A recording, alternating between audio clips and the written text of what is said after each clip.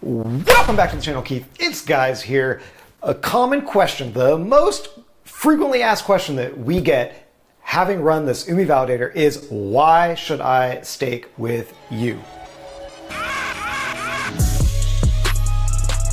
All right, let's get down to it. Any digital computer network or computer system is always going to be susceptible to hacking. It's probably not the most common. Yes, sure, it's possible, and it has happened in the past, that validators are hacked, and that creates all kinds of problems. When slashing happens to a validator node, your funds that are staked there stand to be lost. You lost. So this is a big deal. It's something that you ought to pay attention to. And I would say the most core reason for why to stake with one validator versus another.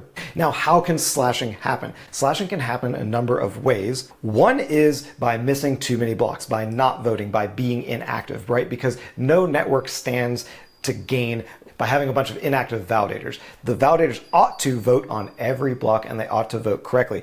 So a validator that misses out on voting, a validator that votes incorrectly, these are the big reasons why they may stand to get slashed. Another one is really in governance, and in the Cosmos ecosystem, of which UMI is a part of, governance is really baked in there. So there are proposals that come out and validators are expected to vote.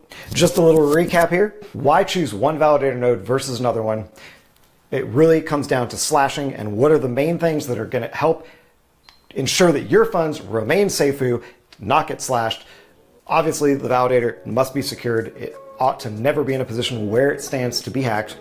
The validator must be active, it must be fast and voting on every block. Third, it must be participating in the governance. All right, that's it. Until the next time, ciao.